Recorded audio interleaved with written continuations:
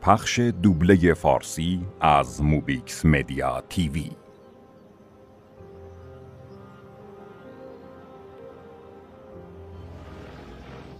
همش کار مادر کوهستان بود. اون هرگز به کسی اجازه نمیداد تخریبش کنه. و اون شهر کوچیک هدفش نابود کردن جنگلا، خونالود کردن خاک و آلوده کردن رودخونه ها. و اون شهر کوچیک هدفش نابود کردن جنگلا، خونالود کردن خاک و آلوده کردن رودخونه ها بود.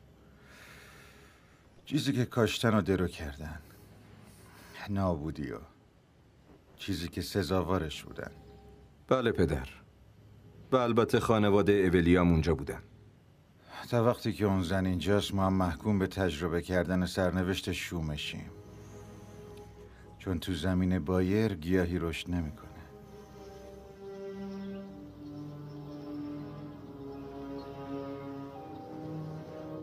طبیعت ممکنه خیلی رام به نظر بیاد، اما همیشه مقابل هجوم آدما راهی برای دفاع از خودش پیدا. چی کار میکنی؟ بیا بریم.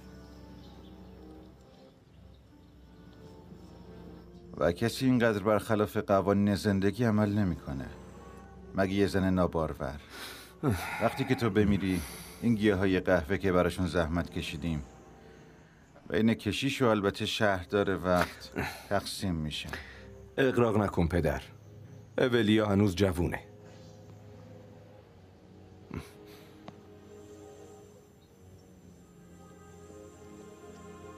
اون دختر بچه کیه؟ برادرزاده اولیاس، تنها بازمانده اون حادثه. که اینطور.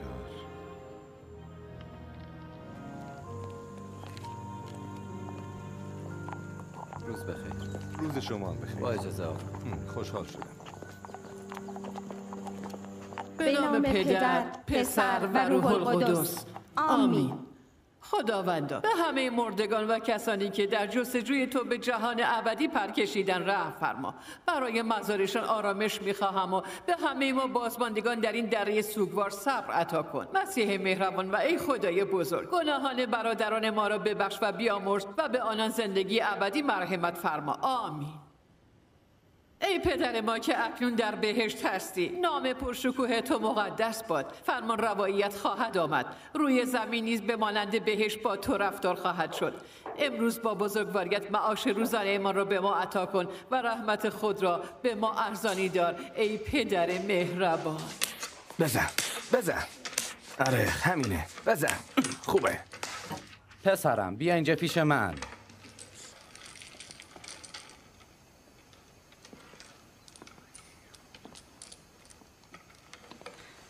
آقایون قهوه میل داری؟ نه خیلی ممنونم.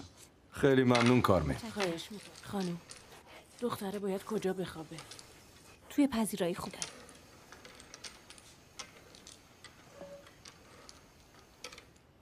شما داستان لایرونا رو شنیدین؟ پدر لطفاً این چیزا رو به بچه ها نگو، چون دچار کابوس میشن و خوابشون نمیبره. نه آنتونیو، بهتره با پدر بزرگشون باشن تا شلوغ کاری کنن. پس پای خودشون. شنیدن. بعد از داستان میرن میخوابن. حرف گوش کن باشین. کسی که به حرف والدینش گوش نده زمین میبلتش. این زن سرگردان قبل از دوچار شدن به زندگی ابدی یه انسان کاملا معمولی بود. خداوند بهش 3 تا بچه داده بود مثل شما. یه شب یکی از اونا مریض شد. اون نمیدونست چی کار کنه. شوهرش رفته بود به شهر. رفت دنبالش. نیمه شب بود. اون رفت توی بار. در رو باز کرد و متوجه شد که شوهرش اونجا همراه یه زن دیگه است. زیباتر و جوانتر از اون. حسادت سراغش اومد. اون دوید و تیکه هایی از لباسش روی شاخه ها باقی موند. زن به خونه برگشت. ناامید و با چشم گریون رفت سراغ بچه ها و با دستای خودش چشماشون رو در آورد. بعدم اونا رو به نزدیکترین رودخونه برد. انداختشون توی آبهای تاریک و ترسناکی که هرگز نمیتونستن ازش بیرون. صبح روز بعد زن بیدار شد و متوجه شد چی کار کرد. بس با خودش هم همون کارو کرد. چشماشو در آورد، رفت توی رودخونه و خودشو اونجا غرق کرد. برای همینه که توی همچین شبایی که ماه کامله اون ظاهر میشه و از غم بچه هاش عشقهای خونین میریزه. وای بچه هام، وای بچه هام.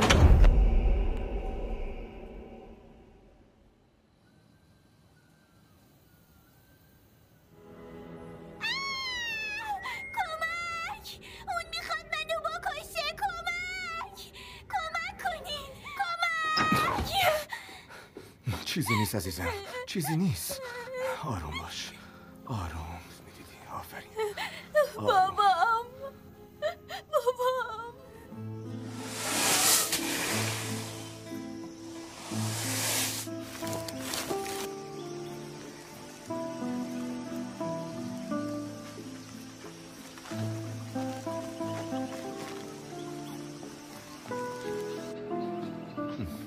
حواست باشه میوه‌های سبز و نچینی.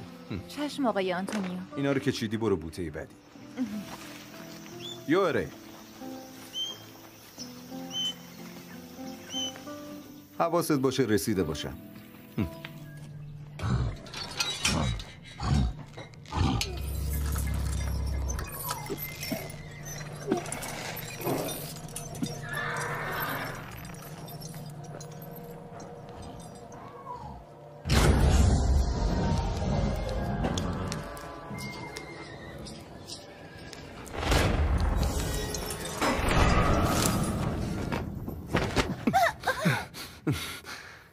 چی شده عزیزم؟ عرق کردی؟ امروز میخوایم بریم شهر. وقتی کارمون تموم شد میریم رودخونه. باشه بریم.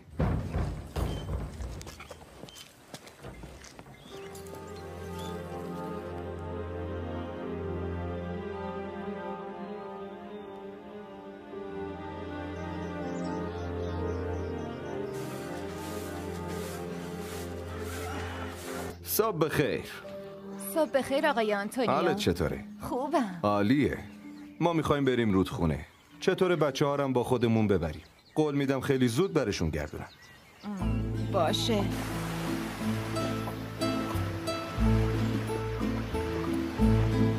برو. بچه ها سریعتر بیایید.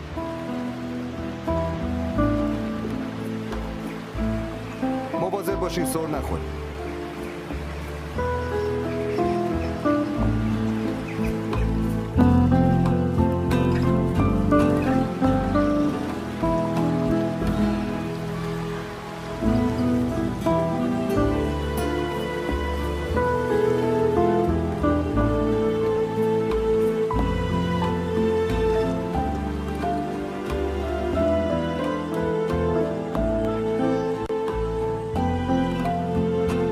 آنتونیو، توی آشپزخونه پنیر و آب نیشکر هست. منم میرم گورستان تا برای ارواح دعا کنم. پدرم کجاست؟ هنوز توی مزرعه است. یه لطفی بهم بکن. بچه‌رم ببر که تنها نمونه. منم باید برم دنبال چند تا اسب.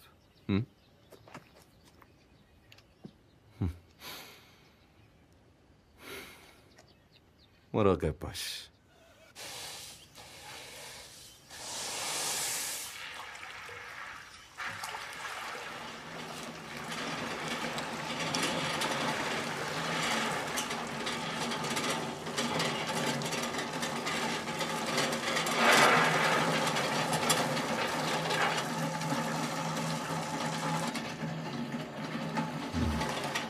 صبح بخیر آکسی. سلام رئیس.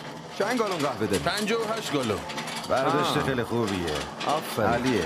تبریک میگم. بهتر از این نمیشه.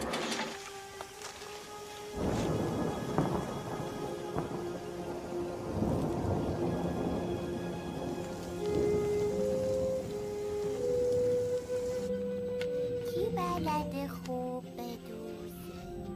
کی بلد خوب بدوزه؟ کی بلد خوب ببافه؟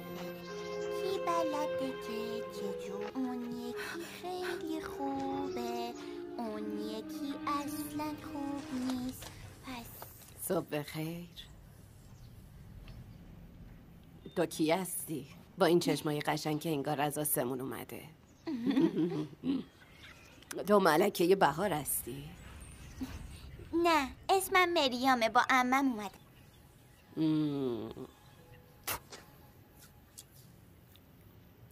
نه،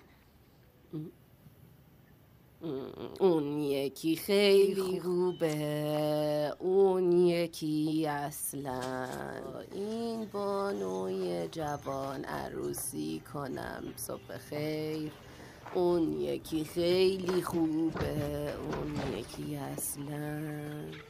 من حالا دوست دارم برای اینکه این زن بفهمه سلاحی قدرتمندتر از مادر بودن داره. بیا اینجا عزیزم ببینم تو را. تو خیلی خوشگلی. منم اصلا دلم نمیخواد چشم بخوری، پس برای همین میخوام این دستبندو بهت بدم، درست مثل همونی که عمت داره. اصلا درش نیار، باشه؟ برو.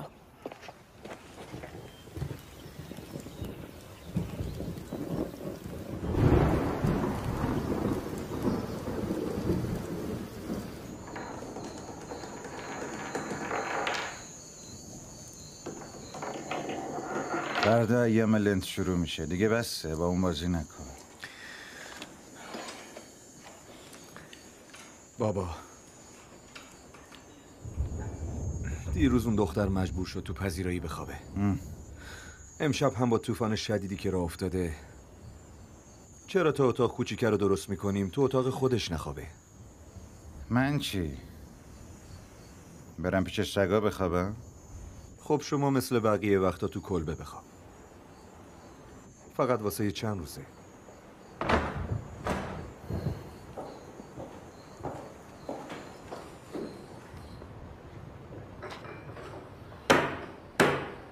فردا همو تو کلیسا میبینیم تا صلیب خاکستر رو پیشونی بذاریم. خب چرا با ما نمیایین؟ زودتر میرم چون باید با پدرگیره حرف بزنم. خب همه با هم میریم و ما وای میسیم صحبتتون تموم شه. اینجوری از کشیش میخوایم مریامو تقدیس کنه.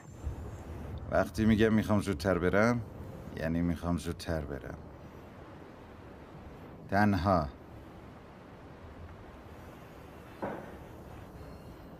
با اتاق خوابم هر کار میخواین بکنیم.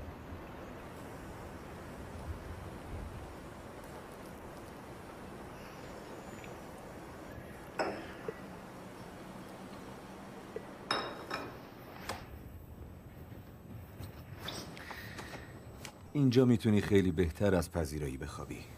یادت باشه فردا اول میریم کلیسا، بعدش میبرم دور شهر و دوتایی با هم میگردیم. میشه کیکم بخریم؟ اصلا برات دوتا میخرم. خوب بخوابی عزیزم. به نام پدر. خدا تو رو حفظ کنه.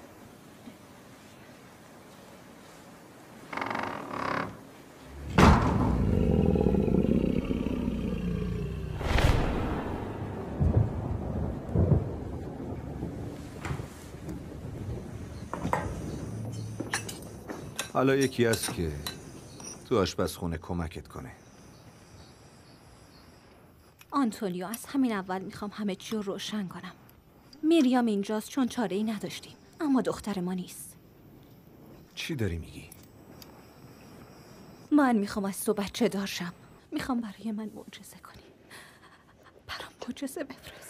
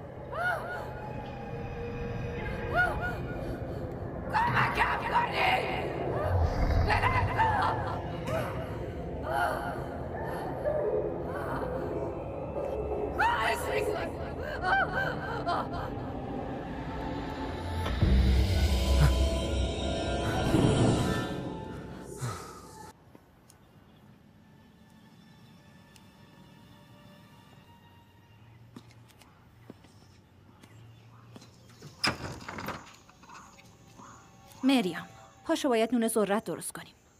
مریم.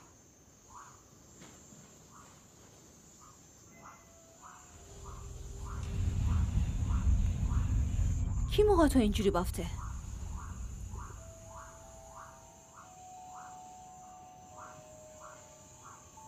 دوستش دارم. بازشون کن.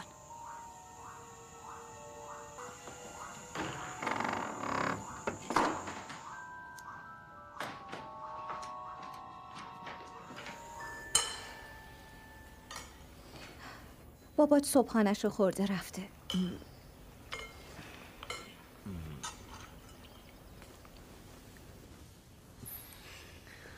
تو خیلی قشنگی.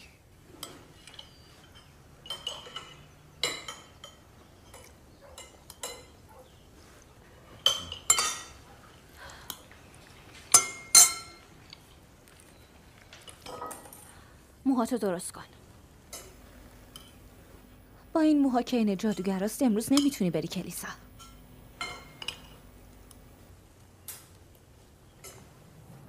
اما مهمترین مسئله اینه که بتونی در دلت به صلح و آرامش برسی رامون. به نام پدر، پسر و روح القدس. آمین. آمین.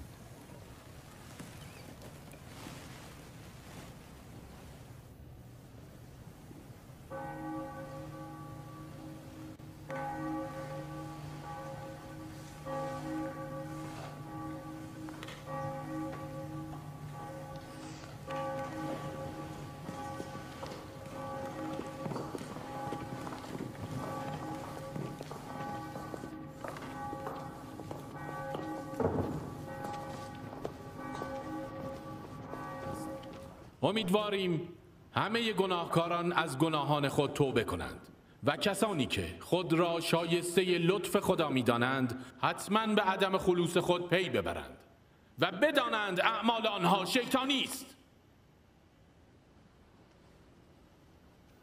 بروید توبه کنید وگرنه ما را خشم آسمان خواهد گرفت، درست مانند آن شهری که روی کوه بود. به بدبختی و سیاه روزی دچار میشه، به مرگی ابدی دچار خواهید شد. پس تا فرصت هست توبه کنید.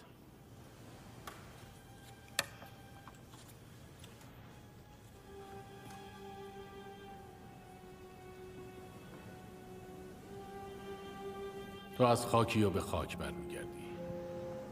آمین.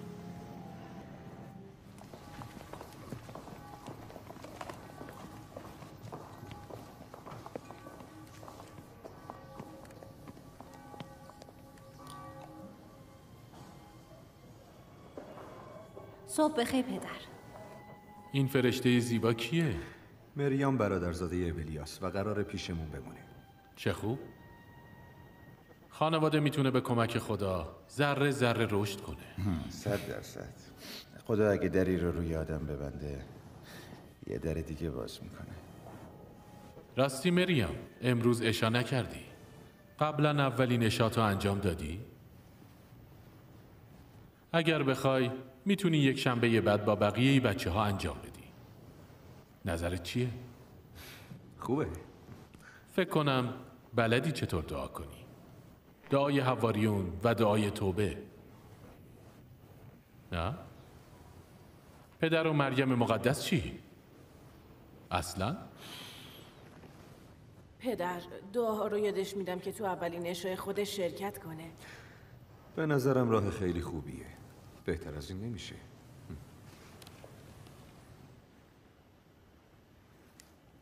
نمیدونم چرا مریم دعا بلد نیست. برادرم کاتولیک معتقدی بود. روز اولین عشای من وقتی بود که اولین حمله به مادرم دست داد. اون 3 روز بعد مرد. به چیزای غمناک فکر نکن. آخه هیچی دیگه یادم نیست. خاطرات بد از ذهن پاک میشه. دنبال چی؟ پارچه سفید برای لباس مریم.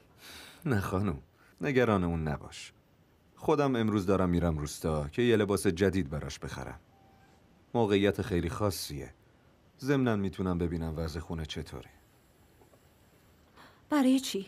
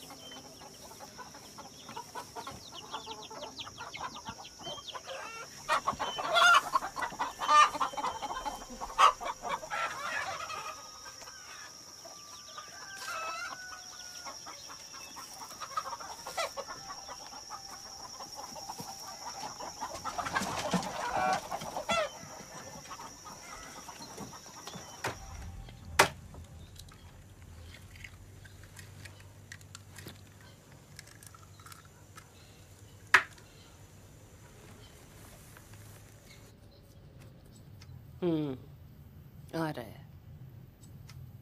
بعضی وقتا دلیل بیماری ما اونقدر بهمون نزدیکه که نمیتونیم ببینیمش. این یعنی چی؟ یعنی ممکنه یه چیز خیلی عجیب توی خونت باشه و برای همین نمیتونی بچه دارشی. تنها چیز عجیب توی اون خونه گابلینه. گابلین تو خونتونه؟ آره، اما پلید نیست. مثل بچه ها دوست داره بازی کنه. فقط بعضی وقتا تخم مرغ یا جوجه ها رو میدزده که باهاشون بازی کنه. نمیذاره دزد به خونه بزنه و مراقب محصول و احشامه. خیلی مراقب باشه ولیا، چون گابلینا اصلاً بچه نیستن. به شکل یه بچه بیازار در میان تا بتونن به جهان ما فانی ها وارد بشن. اما کسی چهره اصلیشون رو ندیده. و اگه شر از جای دیگه ای نیاد ما خودمون به وجود میاریمش. نفرت و خشم و نارضایتی میتونه از هر جادویی قوی تر باشه. نابود کننده است ولیا.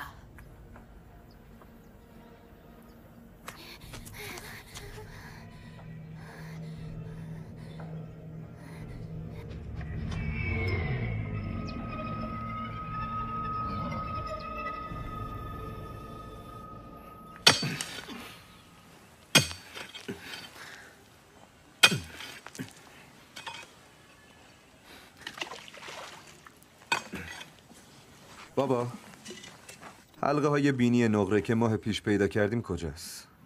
گذاشتم توی کلبه کنار بقیه‌شون.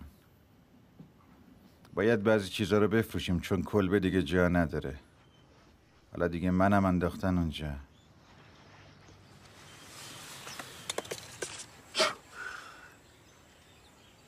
یادته یه دفینه پر از طلا پیدا کردیم؟ آره، خیلی سال پیش بود. اما به خاطر طمع خدمتکارامون همه چی دود شد رفت هوا. درسته. واسه همینم فقط به تو اعتماد دارم.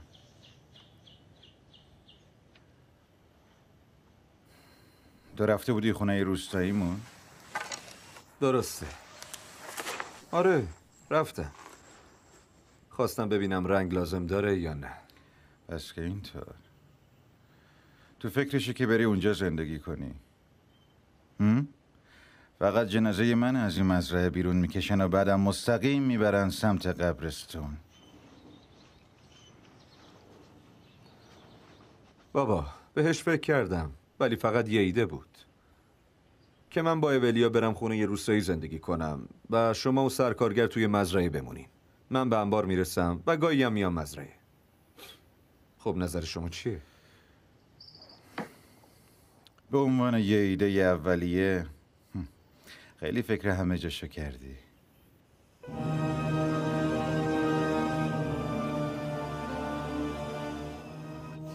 وقتی شب فرا میرسه ارواح شیطانی زمینو به تسخیر در میارن و روز بعد خورشید طلوع میکنه و با نور گرمش همه چی رو پاک میکنه. اما چه اتفاقی میفته اگه تاریکی خودشو آشکار کنه و با همدستی با ابرها همه چیزو با نقابش بپوشونه؟ امروز معاش روزانه من را بده. امروز معاش روزانه من را بده. خطاهای ما را ببخش همانطور که ما خطاهای دیگران در قبال خود را میبخشیم. خطاهای ما را ببخش همانطور که ما خطاهای دیگران در قبال خود را میبخشیم.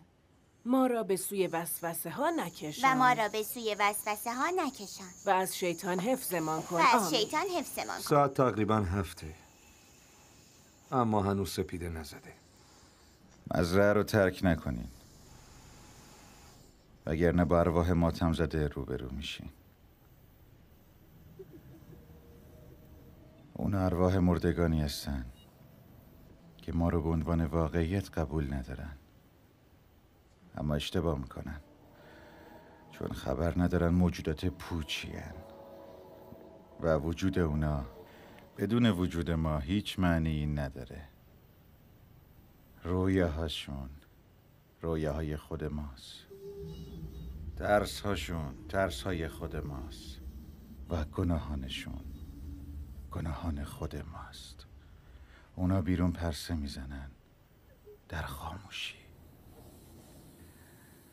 اونا همونجا تو تاریکی میشینن و نگاهمون میکنن.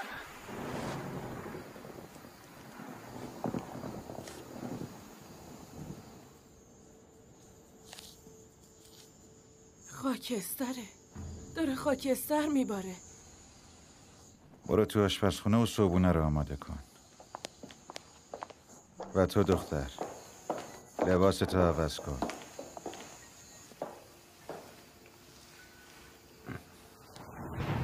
برو عزیزم.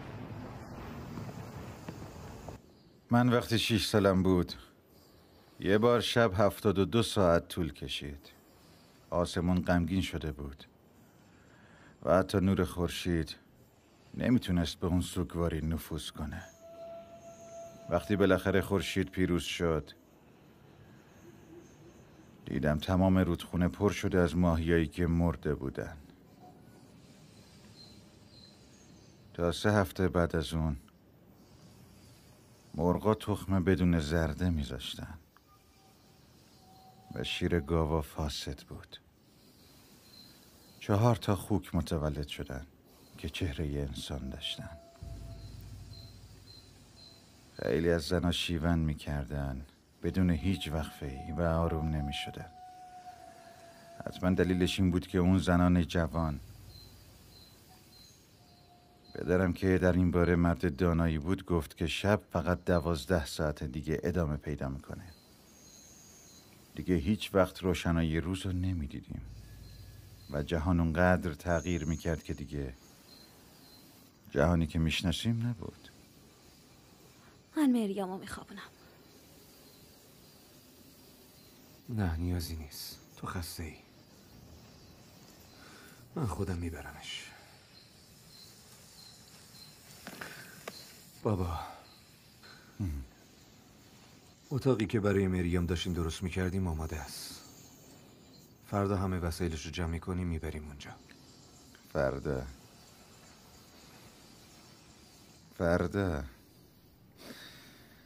فردا کی میرسه؟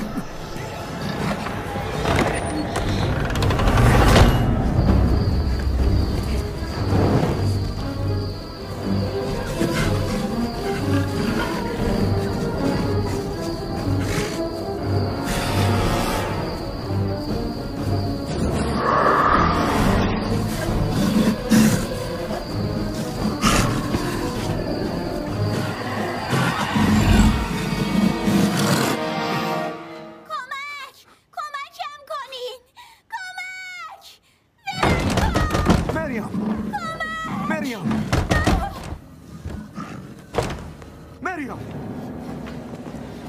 مریم مریم مریم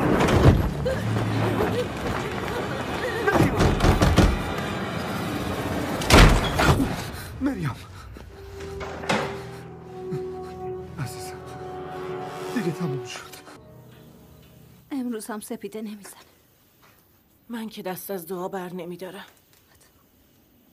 خانم راستشو بخواین دیشب شنیدم که دیشب؟ تو دیشب هیچی نشنیدی؟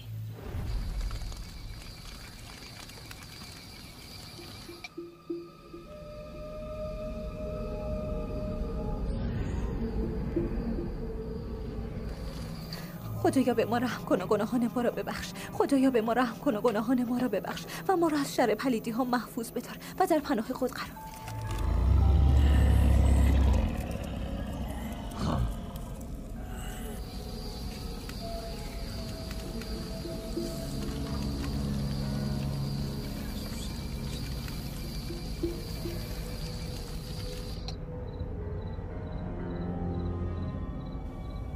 چرخه‌ای قدیمی تمام می شود و چرخه‌ای نو آغاز می شود. با هر طلوع یه هماهنگی نو ساخته می شود که تعادل می آورد بین نیروهای خیر و شر و جهان مانند رودی زلال که از کوه سرازیر می شود و به دریا می رسد و ما فانی های بیچاره روح خاک سرآلود خود را به آن آب می ریزیم و به ناچار می پذیریم همانطور که زندگی نیازمند مرگ است، مرگ هم به همان اندازه نیازمند زندگی است. وقتی نوح گفت جهان در شرف نابودی است، کسی باور نکرد. نشانه های الهی را به تمسخر گرفتند تا زمانی که دیگر دیر بود. آیا این تاریکی شوم که 2 روز تمام ما را در بر گرفته بود نشانه کافی برای توبه کردن از گناهانمان نیست؟ یا حتما باید زمین به لرزه بیفتد، ما را در خود فرو برد و به شعله‌های جهنم اندازد؟ درست مثل همان اتفاقی که برای شهر روی کوه افتاد. هیچ کس از خشم خدا در امان نیست، حتی اگر پشت شیطان پنهان شود، چون این کار برای او مرگ و بدبختی در پی خواهد داشت. امروز ما جشن مقدسی را داریم که طی آن کودکان اولین اشاع ربانی خود را تجربه خواهند کرد. از ازدواج شما به بعد دیگه جشنی توی این خونه نداشتیم. دوران خیلی خوب و خوشی بود. حالا آنتونیو میخواد از مزرعه بره.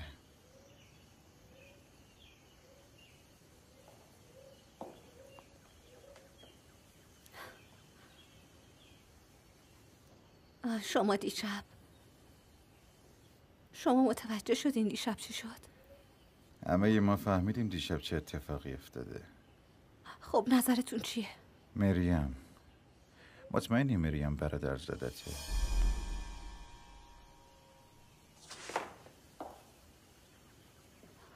اون روبانا چطور؟ کدوم روبانا؟ یه روز مریم وقتی بیدار شد از روبانایی داشت که گابلین به اسباب بسته بود. آنتونیو میگه اتفاق دیشب شبیه تسخیر شدگی بوده. تسخیر شدگی یا پدیدار شدن؟ خودت هم میدونی که توی این خونه یک گابلین از ما محافظت میکنه. در پناه مسیح. کی میدونه در پوست کدوم بره یک گرگ پنهان شده؟ در پناه ما هیچی نمیدونیم. نمیدونیم شیطان به چه شکلای دور از ذهنی در میاد. در عمق آبهای زلال و آبهای آرام تشویش و تاریکی بسیاری وجود داره و حتی تاریکی هم خودش برای بقا نیاز به رحمت الهی داره.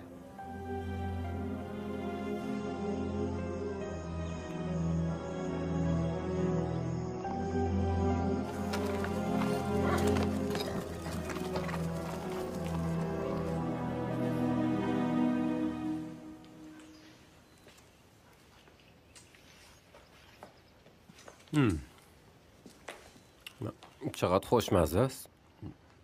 آره، اما حیف که کسی از روستا نیومد، حتی بچه ها.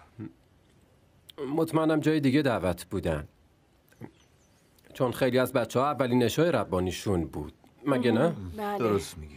نگران کیکم نباشین، خودمون همشو میخوریم آقا. من مرخص میشم. بفرمایید. رئیس، این موضوع حقیقت داره که شما میخواید برید و توی شهر زندگی کنین؟ چی؟ ظاهرا همه از اتفاقایی که توی این خونه میفته خبر دارن.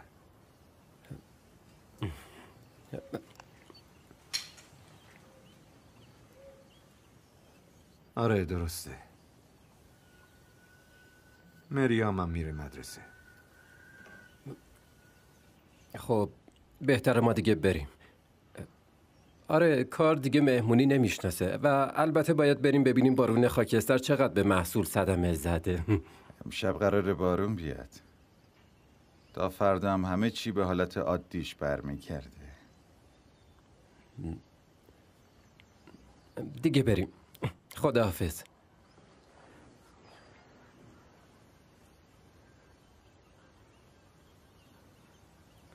اگه میخوای بری شهر خودت تنها برو. من از این مزرعه نمیرم.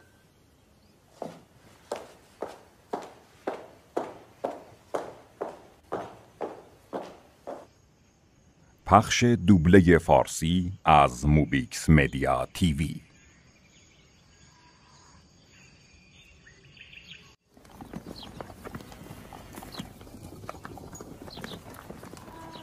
مریام بیدار شو. تو آشپزخونه منتظرتم.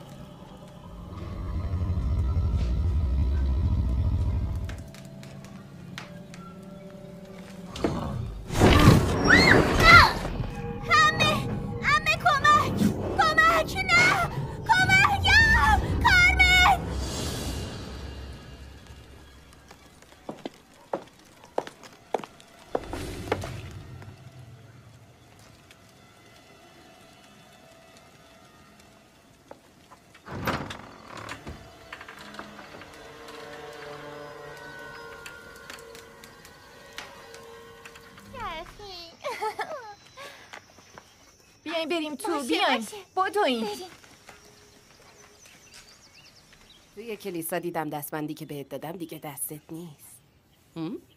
خب تو نمیخوای احوالمو بپرسی؟ چی به سر صورتش اومده؟ هیچی. داشتیم با هم نون میپختیم که زیادی نزدیک اجاق شد. برو بازی کن.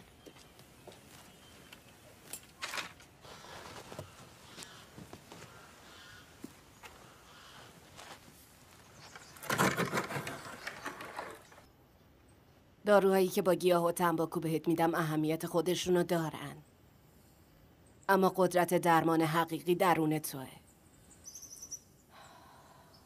وقتی جوون بودم دچار یه شکست عشقی شدم که روح منو به تاریکی کشون مثل یه چاه عمیق.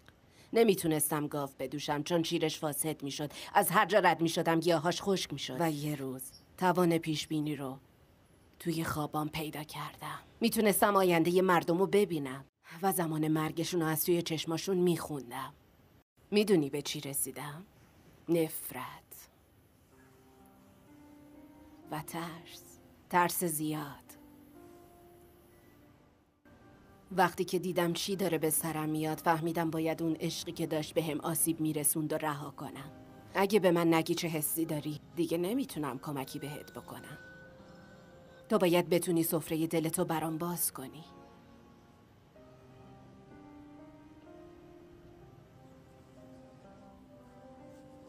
میدونی بهترین راه برای از بین بردن شیاطینی که عذابت میدن چیه؟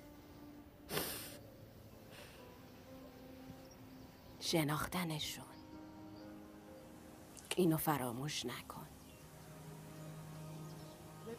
فرشته کوچولو بیا اینجا.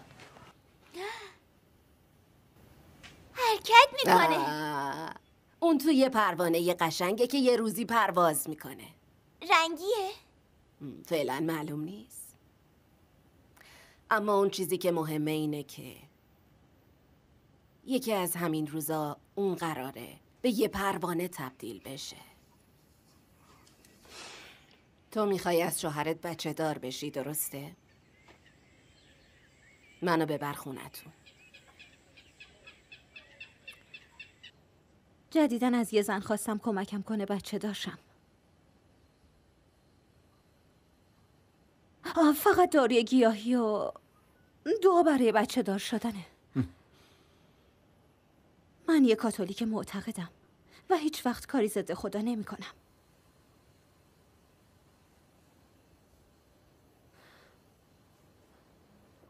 اون زن میگه میخواد بیاد خونم. فکر میکنه اینجا اتفاقای عجیبی میافته. امروز دوباره به مریام حمله شد و چند بار روبان قرمز روی موهاشو دیدم. به نظر من کار اون گابلینه. چی گفتی؟ پس چرا به من چیزی نگفتی؟ ای بابا، چرا این چیزا رو از من پنهون میکنی؟ چون همینجوریش از خودم و پدرت خسته شدم. حالا هم میخوای واسه مریام مزرعه رو ول کنی. مردم راجع به مریام چیزای عجیبی میگن. دوست ندارم مردم فکر کنن ما عجیبیم.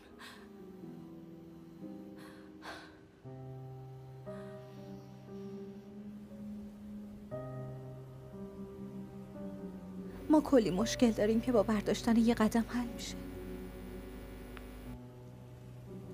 لطفاً اینجوری نگین خانم. دارین معصیت میکنین.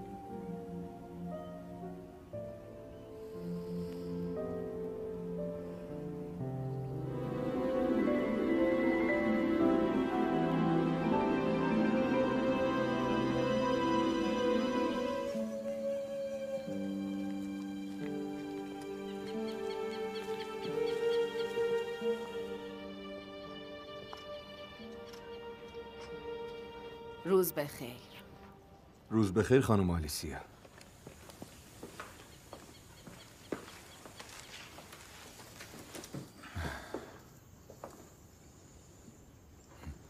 اگه کارم داشتین من تو اتاقمم.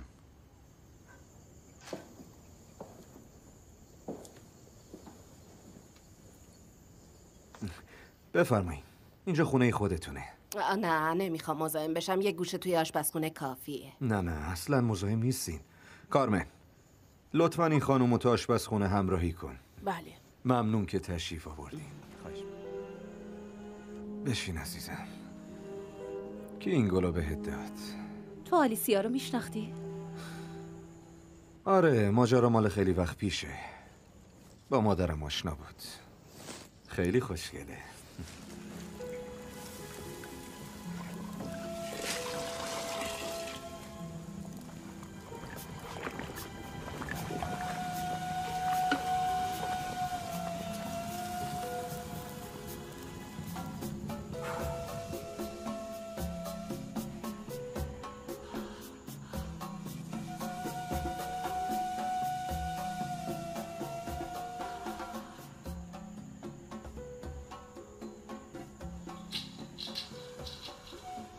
خوب میدونم که حرفم دیگه توی این خونه هیچ ارزشی نداره، اما لااقل باید خبر داشته باشم که کی قراره بیاد، مگه نه؟ کار تمومه. روزتون خوش. روز شما هم خوش. خیلی لطف کردین. یه لحظه، بازم قراره بیاین؟ اگه لازم باشه چرا که نه؟ عجله کنین که یه وقت گیر رگبار نیفتین.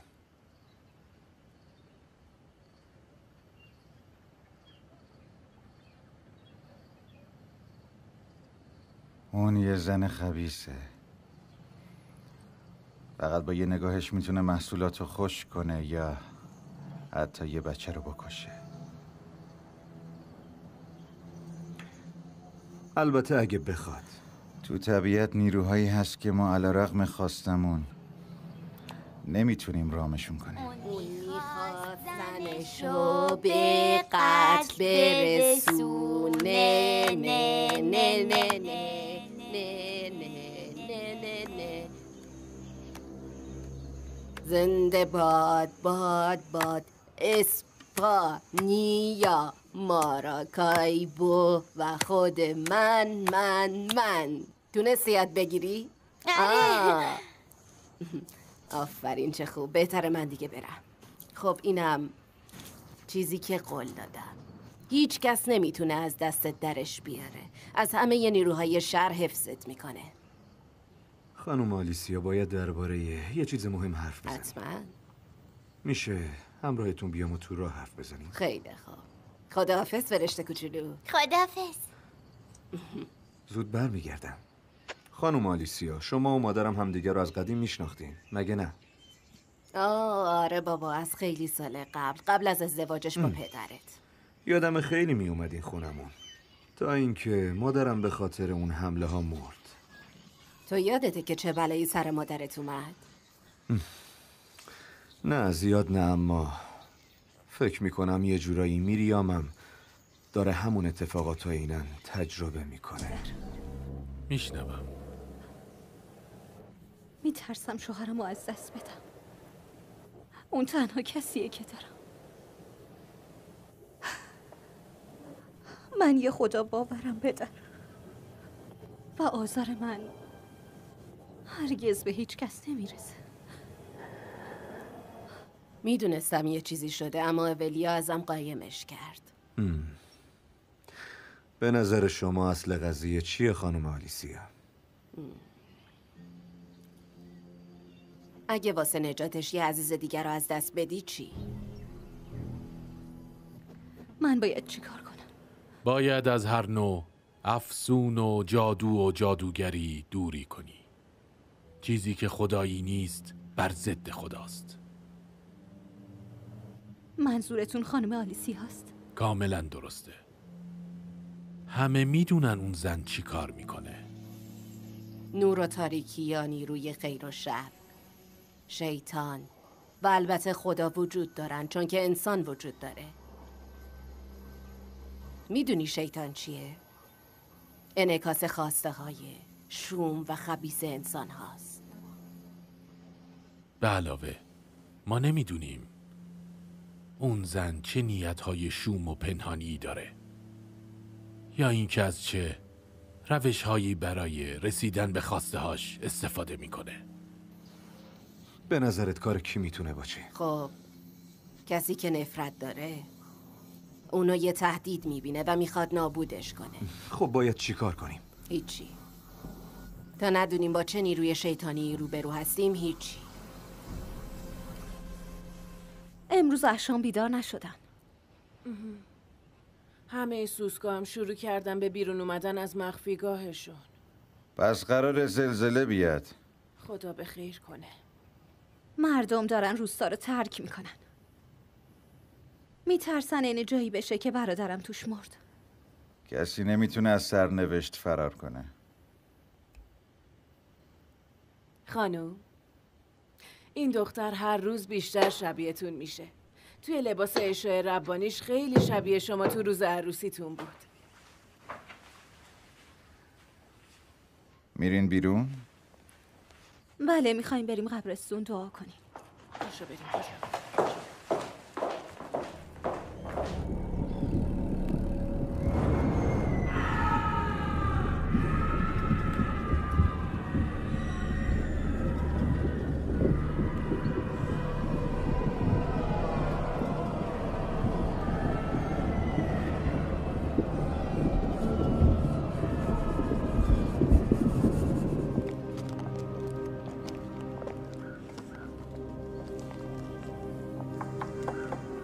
آرامش باد به ارواحی که زجر میکشند. مریضان را نجات بده و خواسته های مرا اجابت فرما.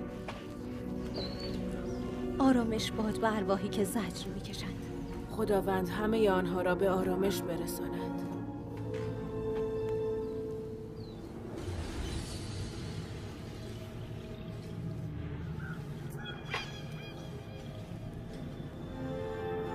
برای غمهای جانگداز مادر مقدسمان در روزهای درد و زجر، آرامش باد به ارواحی که زجر میکشند. خداوند همه آنها را به آرامش برساند.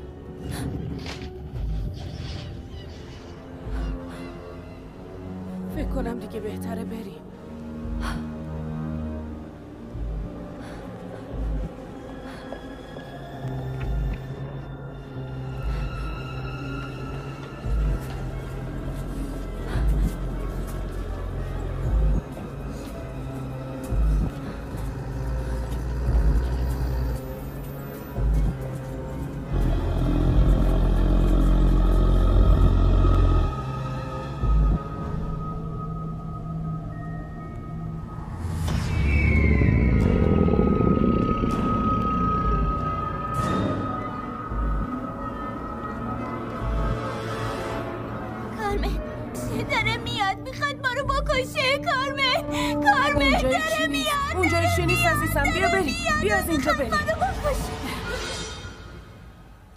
همش تقصیر اون زنه.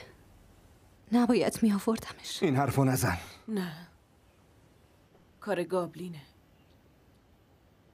اون شبی که مریام جیغ میزد و یادتونه؟ اونم کار گابلین بود. چرا اینو میگی کارمن؟ چون قبلا هم این اتفاقات افتاده. آقا مادر شما رو هم گابلین کشت. من از نوجوانی با مادرم اینجا کار میکردم. اتفاقات اون زمان دوباره داره تکرار میشه. فقط آقای رامون صحبت در این مورد رو قدغن کرده بودن. خدا رو شکرون فقط دنبالمون کرد و بهمون حمله نکرد. بنابراین کمک لازم داریم. نه، لطفاً اون زن رو دوباره نیارین تو این خونه. چرا؟ همه مردم شهر میدونن اون زن یه جادوگره. میگن زمان جوونش خیلی خوشگل بوده. همه مردا دنبالش بودن. یکی از مردا بهش خیانت کرد و اونم برای انتقام تبدیلش کرد به قورباغه. بعد گذاشتش توی ظرف شیشه‌ای. میگن وقتی شب میشه نیروش بر میگرده. میره بیرون تا مردا رو اغوا کنه و چشماشونو در بیاره.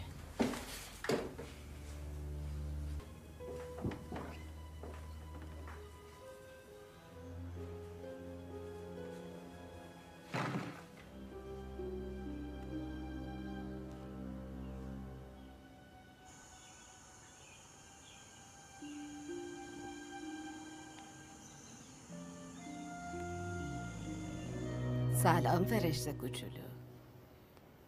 از وقتی که از قبرستون برگشتیم خوابه.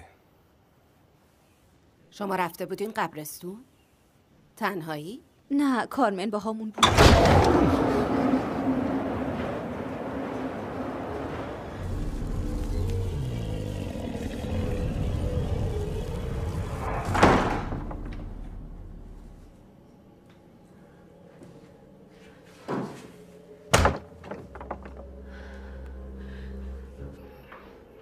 بذار بسته باشه.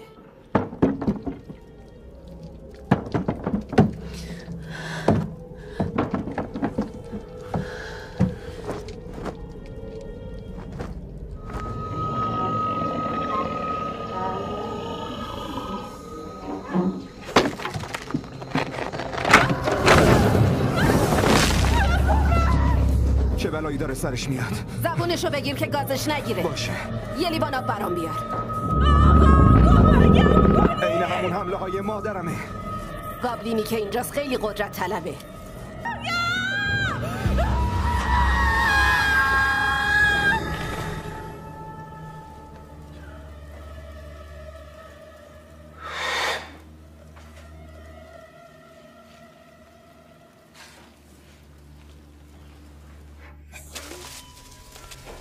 نمیتونیم کاری علیه گابلین کنیم، اما میتونیم علیه کسی که اونو فراخونده کاری انجام بدیم.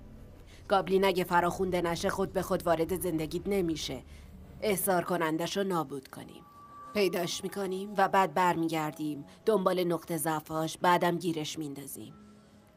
باید یه زنگوله ببندیم به مچ دستش. صدا رو تا مخفیگاهش دنبال کنیم و آتیشش بزنیم. فقط آتیش شر رو پاک میکنه. البته نمیدونیم که ما میتونیم نابودش کنیم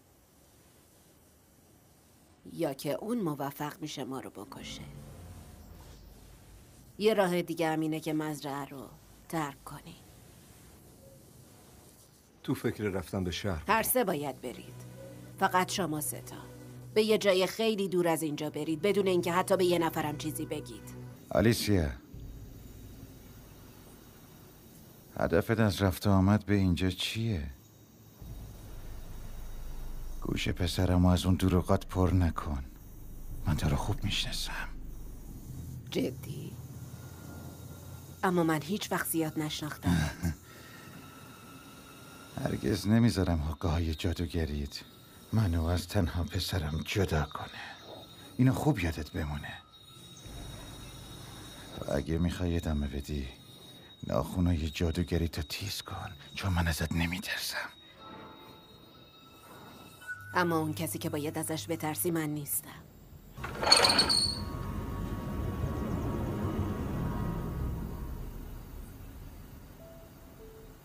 من و مادرت با عشق ازدواج کردیم، اما این زن همیشه بین ما اختلاف مینداخت.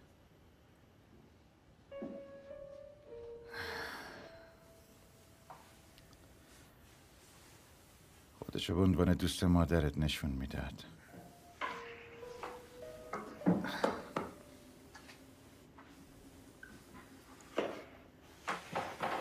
اما همه اینا دروغ بود. میخواست ما رو جدا کنه چون به عشقمون حسادت میکرد. برای همین انداختمش بیرون و نذاشتم دوباره بیاد اینجا. قبل رفتن قسم خورد تا انتقام نگیره هرگز آروم نمیشه. اون قصد کرده نابودی منو ببینه.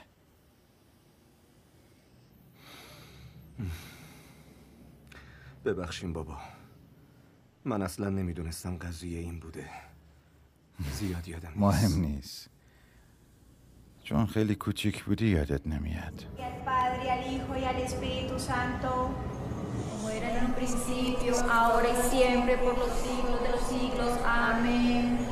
Padre nuestro que estás en el cielo, santificado sea tu nombre.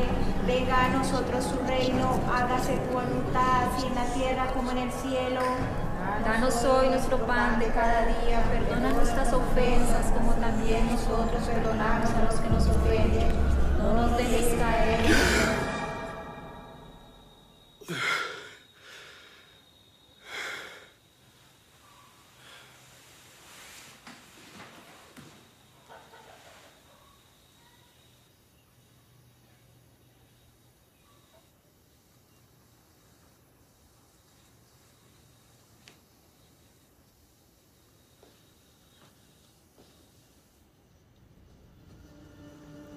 آقا عجله کنین.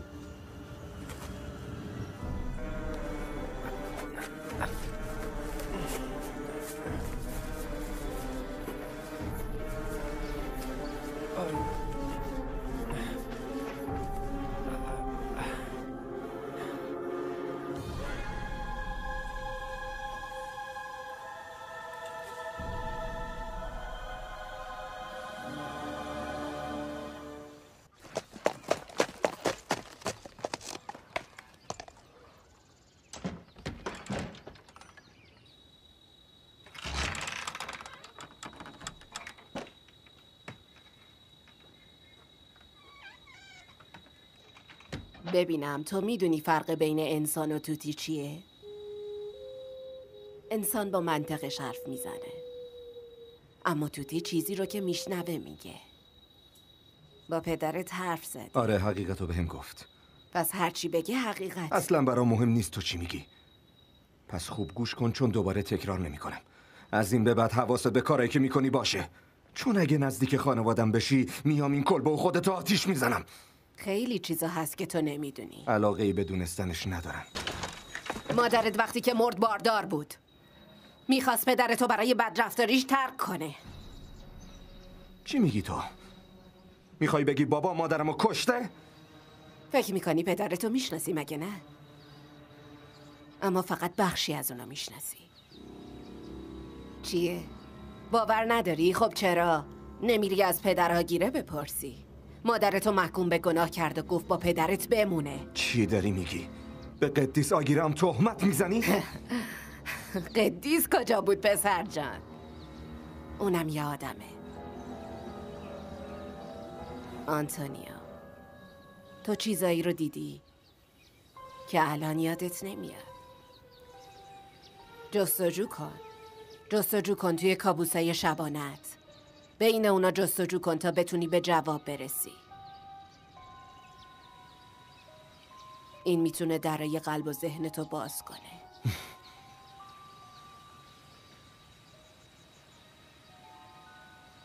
خداوند به روحش آرامش دهد. خداوند به روحش آرامش دهد. بهشت خانه اش باد. آمین.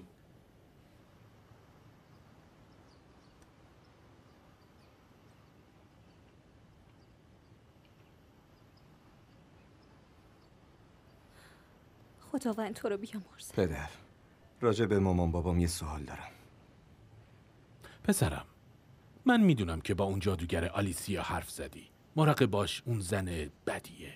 میتونه تو رو به اعماق جهنم بکشونه. میدونم، اما خیلی مهمه بدونم چه اتفاقی داره میفته.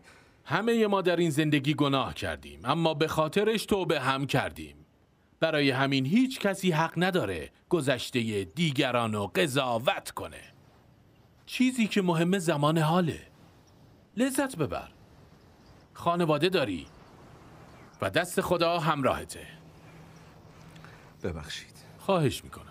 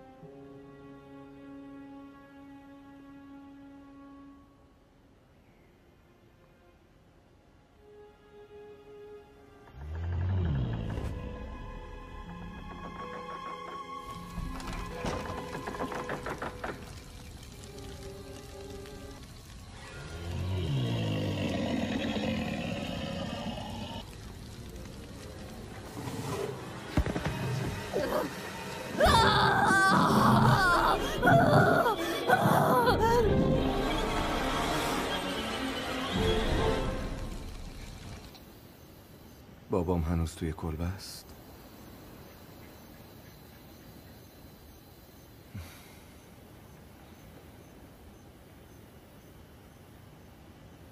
تو برو بخواب. امروز با این وضع حتما خیلی خسته شدی.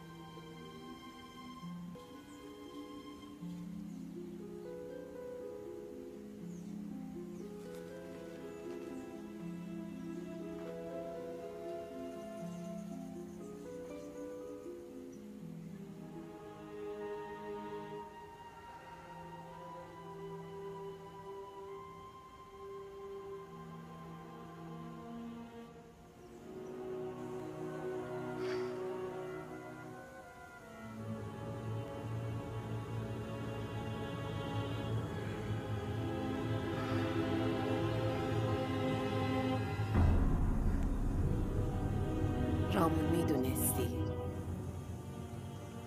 چی میشه وقتی کسی قدرت شر رو احضار میکنه؟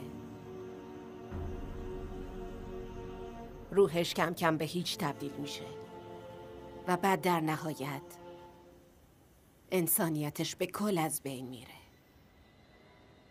و دیگه حتی خودشم نمیشناسه و حتی اگه بخواد به وضع سابقش برگرده از توانش خارجه. دیگه هیچ آب مقدسی یا حتی جادوی کهنی نمیتونه عهد با شیطانو بشکنه. روش شیطان همینه. تاریک و پر از فریب و وسوسه‌گر. چقدر عوض شده. اون کارگر جوون و سر به زیر که هرچی میدونستم یادش دادم. تو تصمیم گرفتی روحتو به شیطان بفروشی که زن بیچاره رو گول بزنی و صاحب زمیناش. نمیتونی تحمل کنی که ترکت کردم. اگه میخواستم راحت میگرفتم تو مشتم رامون، حتی به شکل یه قورباغه توی شیشه. نه، من اون زن رو دوست داشتم. اما گابلین نه. بلم کن دیگه، نمیخوام اینجا زندگی کنم. حالا میبینی تو یه پسر دیگه میخواستی اما گابلین نمیخواست. نوه میخواستی اما گابلین نمیخواست. و زمانی که آدم مثل تو روحشو به شیطان بفروشه دیگه روی خواسته هاش کنترلی نداره. گفته بودم که دیگه من بچه نمیخوام. گفته بودم. اگه نگفته بودم ها؟ نگفته بودم. حتی دستات دیگه مال خودت نیست. هر کی با من در بیفته میمیره. میتونم کمکت کنم. چجوری؟ سرنوشتی که ازش میترسی رو تغییر میدیم. مگه نگفته بودم؟ ها؟ مگه نگفته بودم؟ نه، منو نزن. خواهش میکنم. شیطان به خاطر سنش داناست، نه شیطان بودنش.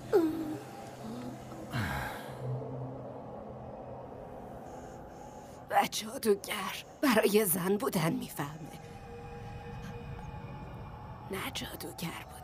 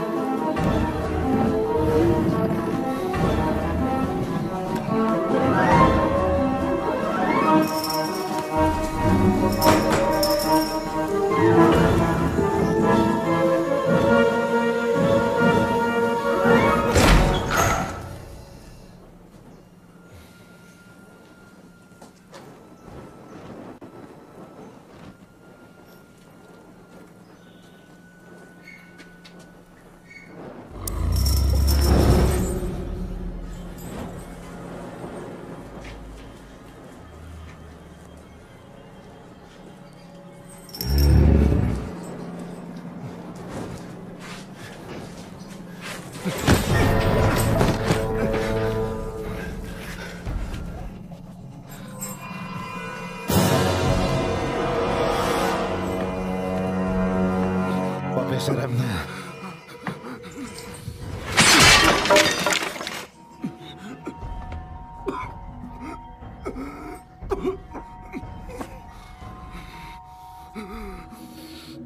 نه با پسرم نه. بابا اون تویی؟ پسرم منو ببخش، من نمیخواستم. تو چی کار کردی؟ نمیدونم. من زندگیمو برای تو میدم، اما کنترلی روش نداشتم. کار من نبود. نه، به من نزدیک نشو، به من نزدیک نشو.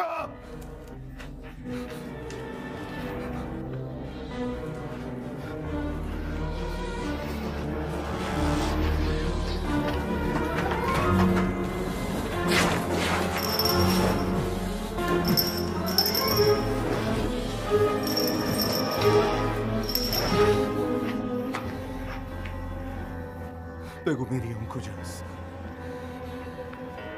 نمیشه گذشته رو عوض کردم. ما اگه بگی بچه کجاست بهت آسیبی نمیزنم. از اون دختر دور شو، نگران خودت باش پسرم.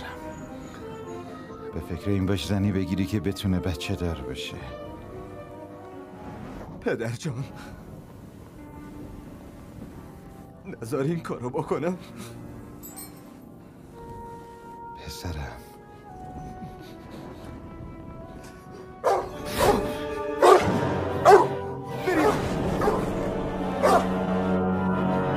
مریم بودو، یالله از اینجا برو بیرون. بودو عزیزم فرار کن، ولش کن پدر. بابا بذار بره. این دختر به دردت نمیخوره، هر دومونو بسوزون.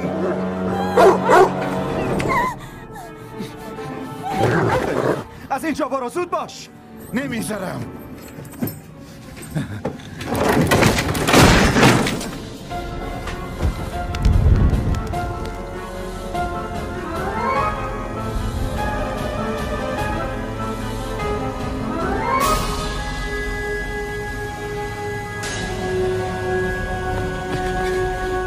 تو حالت خوبه؟ زخمی نشدی؟ خیلی خوب. دیگه همه چی تموم شد. همه چی تموم شد. همه چی تموم شد.